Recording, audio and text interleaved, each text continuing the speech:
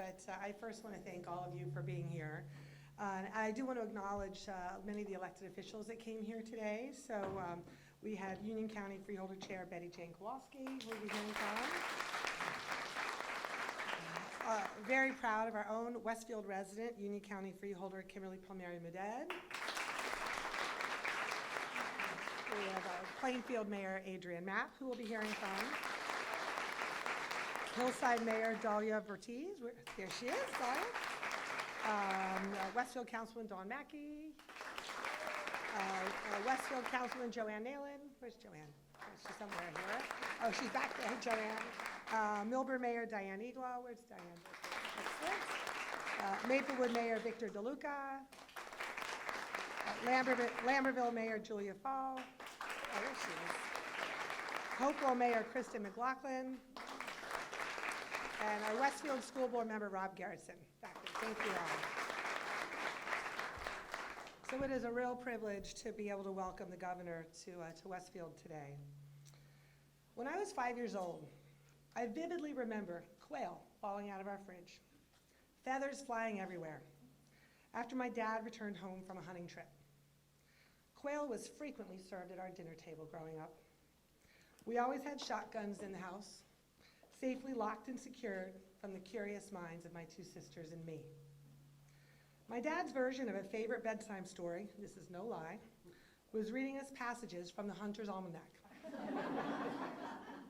When he went skeet shooting, his favorite pastime, he would take my two older sisters along to practice with plastic pop guns that he gave them.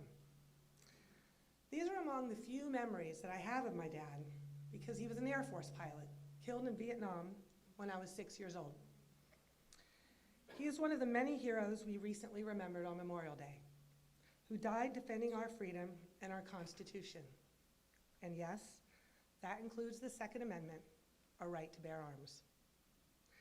As you can see, my dad was an avid hunter and a patriot, a fighter pilot who loved his daughters fiercely. And while he died defending our rights, I know if he were alive today, he would agree those rights would include our right to live. Especially our right to live without fear that an armed gunman will use weapons of war to murder our school children, parishioners, concert, movie, and club goers, our friends, our neighbors, and family. Simply living life. He would agree, as did the majority of responsible gun owners, that gun ownership and common sense gun laws are in keeping with the intent and spirit of the Second Amendment. I'm proud to live in New Jersey, a state whose governor is leading the way towards a solution for this growing epidemic.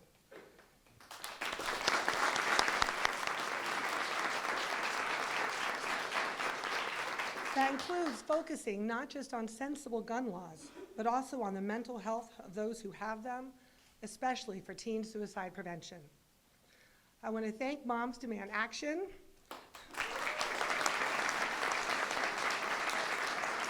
for mobilizing this cause. My first thing I did as mayor was sign Mayors Against Illegal Guns. I want to thank Congressman Malinowski for promoting common sense gun laws in Congress. And to Governor Murphy for your leadership and support of our right to live without fear. And I have to thank our amazing Westfield Police Department for the professionalism and commitment they've shown, along with all dedicated law enforcement officers, reflected in the efforts of them in averting every parent's worst nightmare last week. And a special shout out to the leadership of our amazing Chief Chris Badalora.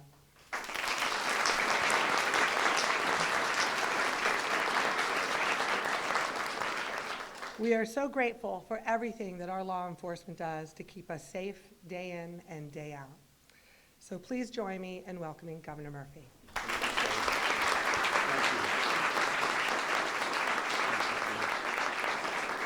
Thank you all. What a treat it is to be here today. As many of you may recall, I'm the former U.S. ambassador to Germany, which means, among other things, I pride myself for being on time, so forgive me for being a few minutes late. But there was a good reason for it, and I'll get to that in a minute. Again, good afternoon, everybody. Thank you so much for coming out. Mayor Brindle, in particular to you for hosting us for that wonderful welcome to Westfield. I've heard you talk about your dad before, but never in this context. So God bless and God rest his memory. It's an honor to be here alongside so many VIPs. In particular, standing up with me, Freeholder Chair and dear friend Betty Jane Kowalski, Mayor Adrian Mapp, obviously Mayor Brindle, and my senior advisor, our senior advisor on gun safety, Bill Castor. So to each of the speakers today, I take my hat off. We have as well a passel of elected officials. This is a murderer's row here, so thank you all for coming out today. We have activists. We already heard we had moms in the house. The Brady campaign is also in the house, so we've got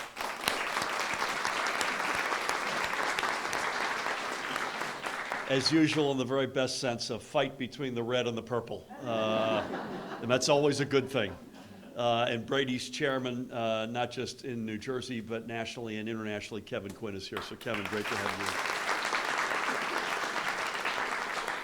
you. And I think we all join and echo Shelley's comments to salute the women and men of local law enforcement. Right here in this great community, whose quick actions last Thursday led to the arrest of a man armed with a handgun loaded with hollow point bullets and transporting an additional 130 rounds of ammunition and waiting in one of Westfield's elementary school parking lots. And so to all of the moms and dads here, and that includes my niece, Rachel Latessa, who's a Westfield mom, on behalf of all of us, we salute the extraordinary and heroic efforts.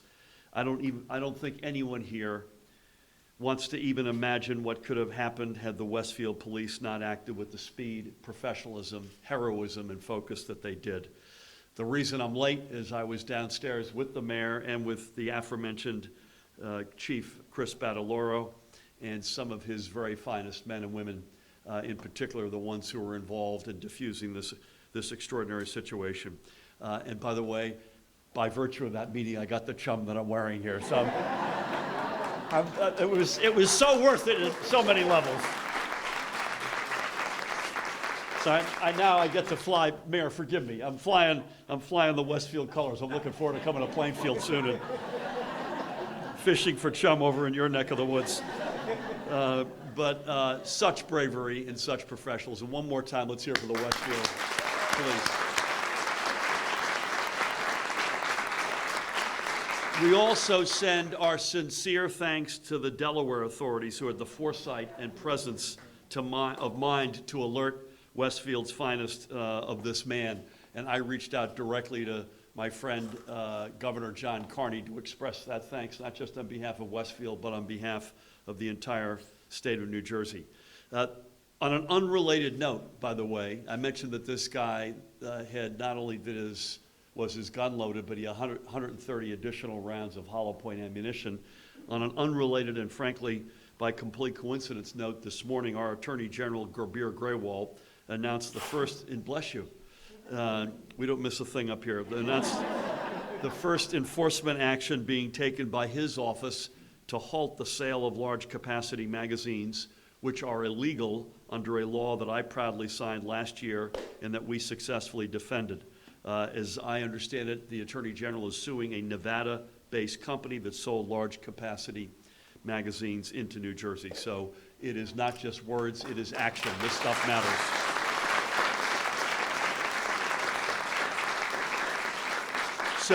So these advances show that our gun laws work. They show how we can come together and make them work. But we also have reminders of how far we still have to go. And we need look no further than to the gunfire over the weekend next door to you, Vic, in South Orange. Thankfully, no one was hit, as I understand it, and we stand ready to support the South Orange authorities in their investigation and efforts to bring those responsible for terrorizing that community to justice. We take great pride in having some of the toughest gun laws in the United States, and we see the results of our work among the lowest rates of gun-related deaths in the nation. We have acted in the names of our communities and families, and we have been spurred on by the tragedies across our nation that have continuously forced us to reevaluate our efforts and propose new ones. My wife's family still largely lives in the community of Virginia Beach, Virginia, and only a few weeks ago there was an awful event there. One of those other times was following the unspeakable tragedy at the Tree of Life Synagogue in Pittsburgh last October. In the days following that event, I joined with the Attorney General, State Police Colonel Pat Callahan, Senior Advisor Bill Kastner, many advocates in this room, lawmakers from both the Senate and the Assembly, and experts to unveil additional steps to keep our communities safe. We put forward a four-part plan, not to get too complicated, but the four-part plan encompasses today 13 different bills. And the elements are as follows. One, to close loopholes to make it easier to go after gun traffickers. That seems common sense. Two, regulate and track the sale of ammunition. More on that later. Three, better promote the development and commercialization of smart gun technology. And four, invest in community-based nonviolence and gun violence prevention programs. I want to thank explicitly and publicly the majority leaders Loretta Weinberg in the Senate and Lou Greenwald in the Assembly for being aggressive gun violence prevention champions and for helping advance these initiatives. And I thank Speaker Craig Coughlin for posting all of these bills in the Assembly for a vote. This week, I was informed that Senate President Sweeney is expected to post some of the bills in this package, and that is a good thing, indeed. But we need more, and we need it now. What is being left out are bills that would enact meaningful ammunition regulation and firearms ID modernization and training, and those are big omissions. Let me speak to the ammunition bill in particular. And by the way, I don't think this is that complicated. Bill and I were on the phone earlier. This is common sense stuff. As Bill reminds me, a gun without ammunition is a paperweight. So let's keep that in mind. So the bill would require a photo ID to purchase ammunition, for retailers to keep an electronic record. You'd be shocked by how much of the records today are still on paper, and to report any purchases of ammunition to the state police. That's it. Photo ID, electronic record, report any purchases to the state police. It's a common sense way to ensure gun traffickers can't buy ammo and that highly suspicious purchases are properly tracked by the state police. With what we saw in this community last week, there's no reason not to pass this bill. As I mentioned, across the hall, the Assembly stands ready to pass all of these bills with a commitment to look to even more reforms. Meanwhile, the Senate President removed entirely from the budget, this is unrelated but important to note, my proposal to bring New Jersey's gun licensing fees into the 21st century. They were last, by the way, established in 1966. So now we're looking at more of the same. It will continue to cost, and this is in most communities, the overwhelming amount of communities around the state, it will continue to cost New Jerseyans more to buy a license for their dog than it will for someone to get a license for a gun, and that's a fact. And in that vein, 2 days ago, a Senate committee released common sense legislation to prohibit the leasing of cats and dogs. Now, I'm a dog guy, so I view this as a good step. But nothing related to the broad and common sense gun safety reforms we need. There was no action there. The Senate President could do the right thing tomorrow by moving the Assembly's entire gun safety package to second reading. I urge him to do so. The whole package, by the way, not just a few cherry-picked bills. And I urge the entire legislature again to commit to updating our gun fees for the first time in 53 years. The time for piecemeal legislation ended when the time of thoughts and prayers ended. The time for bold and comprehensive action is right here and right now. So with that, it is my honor to bring up a friend and a great leader across the entirety of Union County. It's Chair of the Board of Chosen Freeholders, Betty Jane Kowalski.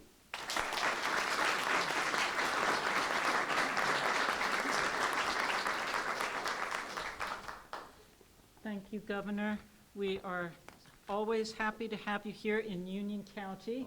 So, and your staff, anytime that you can be here is a good day for Union County. We're proud to support the new laws from the governor and the state legislatures to improve gun safety in New Jersey for all of our residents. And as the governor said, we already have some of the strongest gun laws in the country. However, more action is required to stop the 2,000+ shootings that occur each year in New Jersey.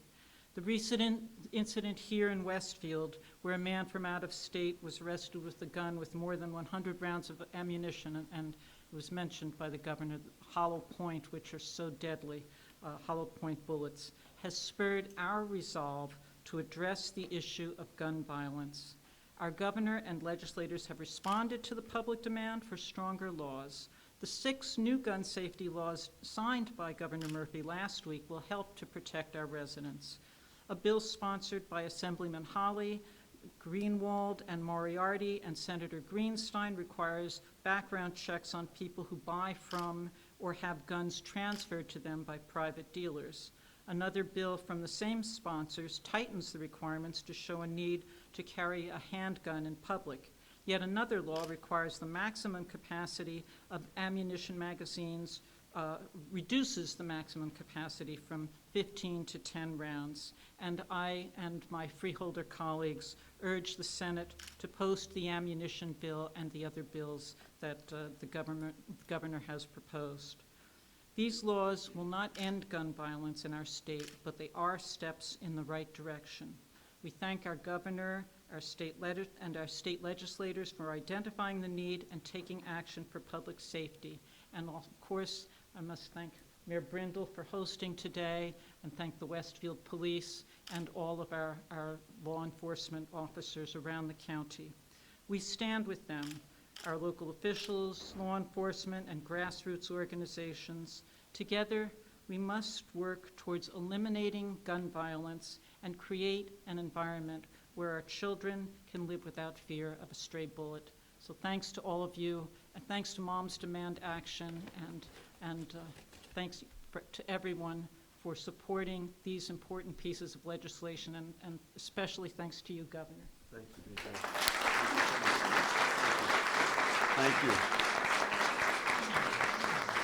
Thank you, BJ, and thank you for your leadership in this extraordinary county, which is filled with a whole collection of some of the best communities in our entire state. Westfield is certainly one of them, and another one is Plainfield. Please help me welcome its mayor, another terrific leader, Adrian Mack.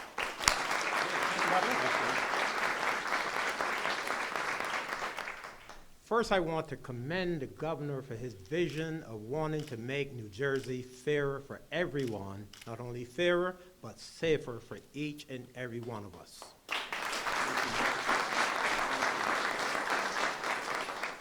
A tragedy was averted here last week, and in large part due to the work of our men and women in uniform who have taken the oath to protect and to serve.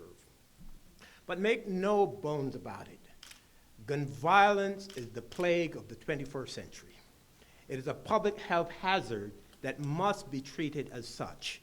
And we can no longer, or should no longer, stay on the sidelines and watch as innocent lives are taken each and every day.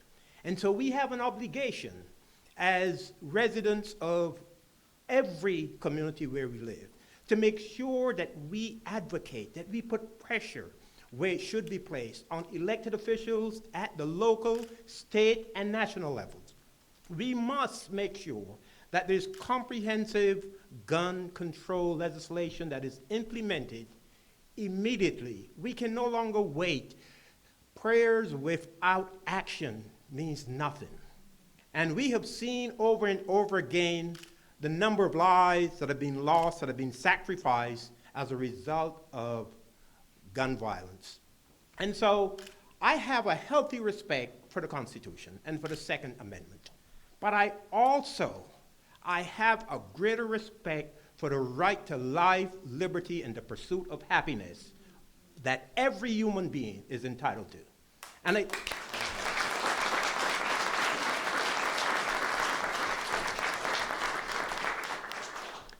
So I think that should be first and foremost in our minds. The recent budget that was introduced by the governor, the fees for permits and other things in this budget ought to be embraced. And I would encourage all of us to encourage our state elected officials to look seriously at the budget as it has been proposed and make sure that we keep in place what the governor proposed in terms of helping us with the public safety challenge that we have. And so they ought to support the amount that's in there to raise the fees of licenses and permits.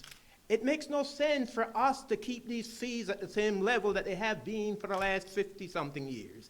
It's not about revenues alone, but it's about a deterrent that we ought to put in place so that people who would casually go and seek a permit to purchase a handgun, some level of deterrent ought to be in place. And I think that's what these fees would do. And so I applaud the governor for the action that he has taken, and I applaud all of you in here who are really serious about us doing something about gun violence, which, as I have described it, is the plague of the 21st century, and we ought to address it as a public health hazard, just like we would address any other disease that is plaguing our communities. And so with that, I say thanks to the governor, and I want to thank each and every one of you for listening to me this morning. May God bless you. Thank you. So 3 quick thoughts before I ask Bill to come up and say a few words. Number one, 1966, just keep this in mind, Dick Hughes was governor, and Lyndon Johnson was president. So keep that in mind. Secondly, I hope that we don't walk out of this extraordinary gathering and then just sort of go on the rest of our lives. It's important in the next couple of days, it's important for our voices to be heard. And I know you will do that, but this can't end here. And I know you all live that. I don't need to tell you that, but particularly for the advocates who spend your life on this, the next couple of days matter. And thirdly, I can't tie it constitutionally, but I have said this publicly. This room has got a number of extraordinary state troopers with us today. Our ability to raise that gun fee goes a long way toward funding a second class in this coming fiscal year of state troopers, which we haven't done as a state, I don't think, since Tom Kane was governor, as I recall. That's a huge step toward a safer, a fairer New Jersey that Mayor Mapp just referred to. So keep that in mind as we're in the fight. I couldn't ask for someone who knows this field better, someone who was more passionate to have as a senior advisor for me and our government and our administration on matters of gun safety. Please help me welcome my friend, Bill Kastner.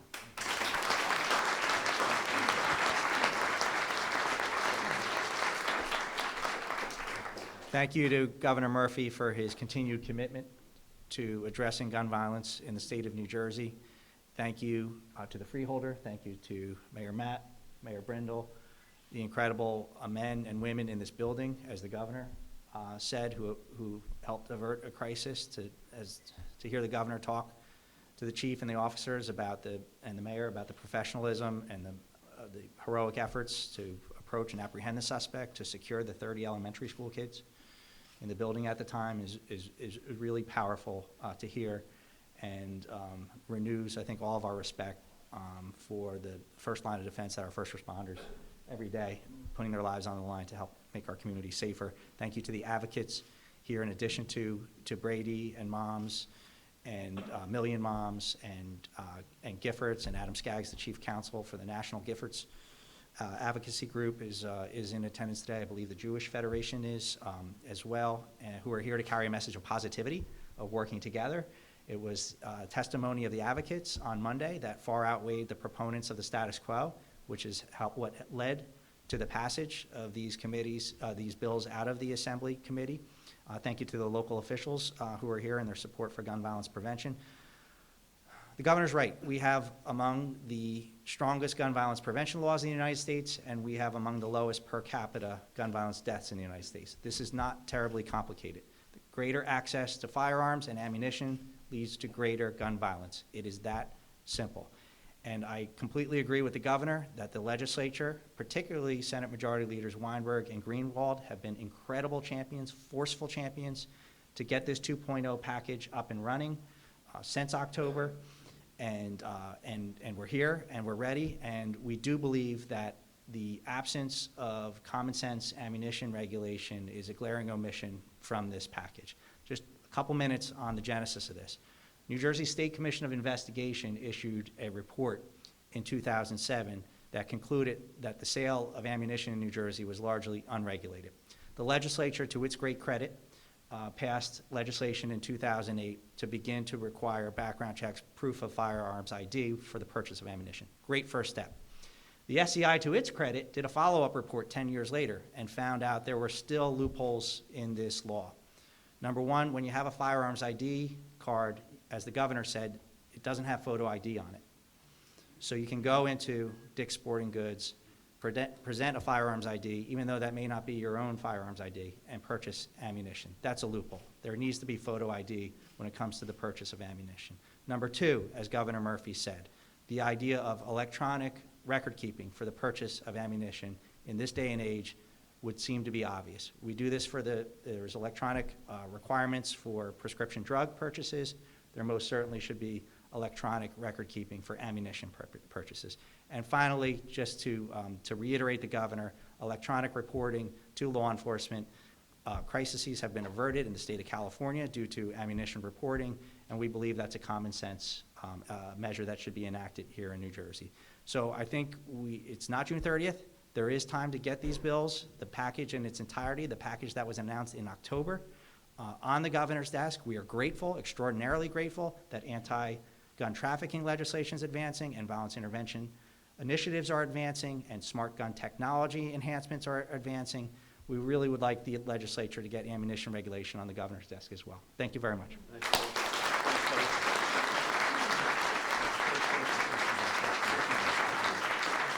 Well done. Well done. Thank you, Bill. And it must be said, by the way, which is why that action I mentioned that the Attorney General took this morning is so important, among others, where we're naming and shaming other states that send illegal guns into New Jersey, naming and shaming manufacturers that do so.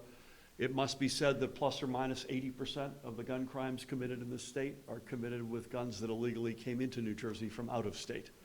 So we will continue to tighten up every loophole we can. We established with Bill's help last year States for Gun Safety, which is about a half a dozen states that share information, intelligence, research. We'll continue to name and shame, as I mentioned. We'll be aggressive, but there's nothing like federal action. So please, God, we get an administration in Washington someday, as well as a Congress who are prepared to do all of that. Amen.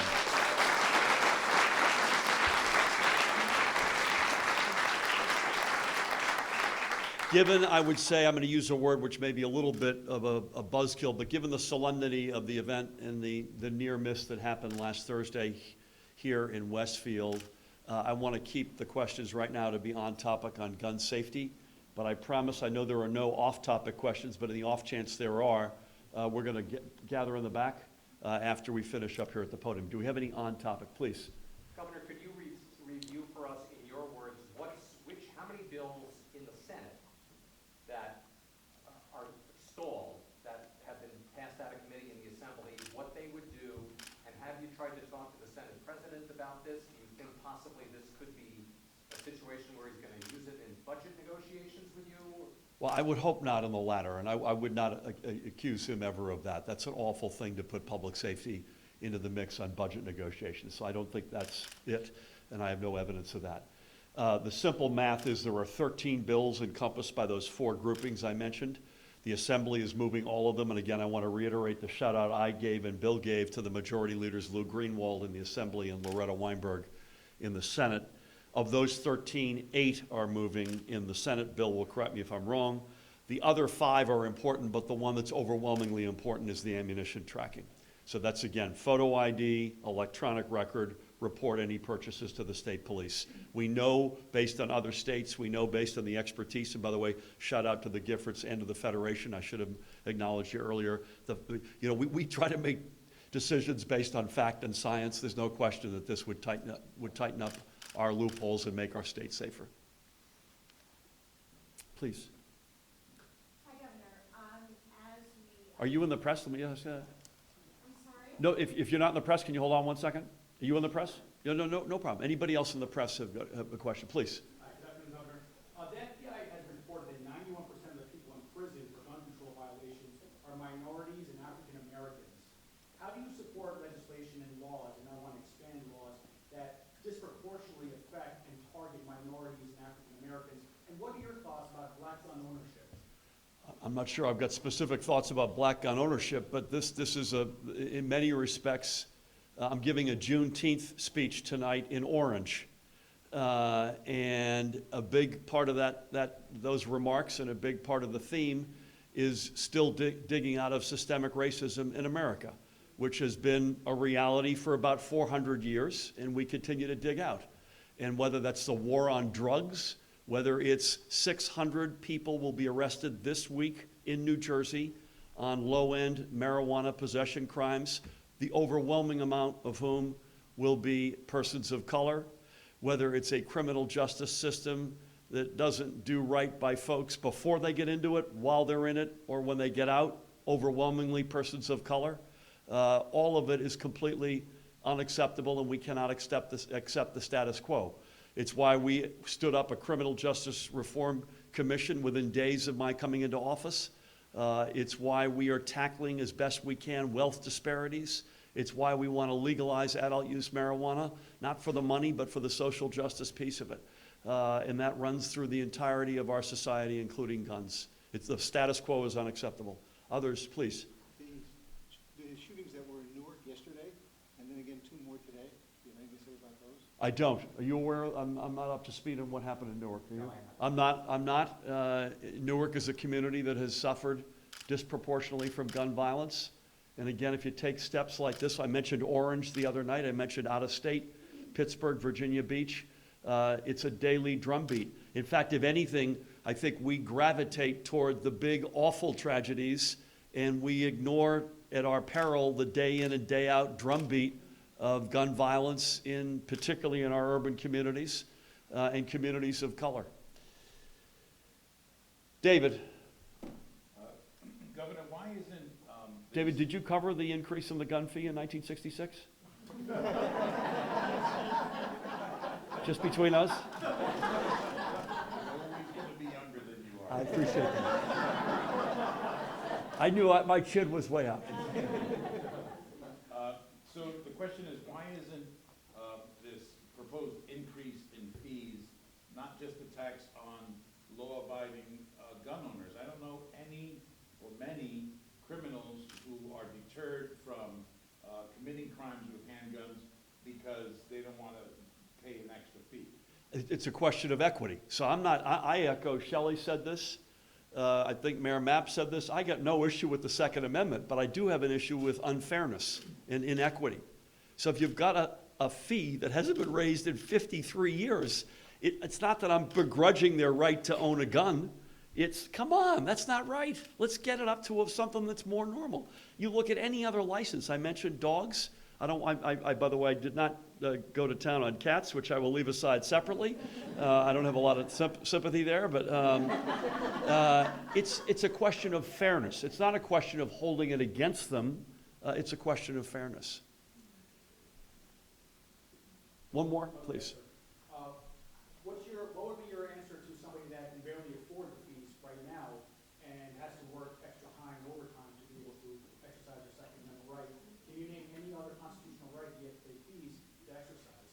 What about the people that live in low-income areas? Would you support an exemption that if they fall below a certain poverty level, they'll be able to not pay the fees? I'd be open-minded, but I'm not open-minded to leaving it for everybody at $2, period. Do you have a quick? I'm leaving the Fourth Estate for a quick comment. Sorry, I'm not press. Oh, no worries. I'm the co-founder of Westfield 2020, so. Bless you. I just wanted you to know that we have your back. Oh, bless your heart. Yes. So we have, 3 days, 2 days to put pressure on our legislature Well, you have till June 30th theoretically, but tomorrow they're gathering. Okay, so we have 24 hours. And You do have more than that, but this is a particularly pregnant 24 hours. so I'm just trying to figure out, I know that we're supposed to be calling our reps. Yep, 21, which we will do. yep. How does everybody feel about calling Senator Sweeney directly, and is that appropriate? I will leave that to that strategy. I'll get Bill to come over and maybe strategize with some of the activists. How have the conversations gone with LD 21, by the way? Friendly? I'll pass the information on. Okay. That sounds like an emphatic, thank you for founding 2020 and thanks for having our back. It means a lot. So, we're going to gather in the back. I'm going to gather in the back for anything that's off topic. I want to again thank Mayor Brindle for hosting us so graciously. Mayor Mapp, thank you so much for coming over. You got as good a chair of the Freeholder Board as any county in the state, Betty Jane Kowalski. Bill Castor.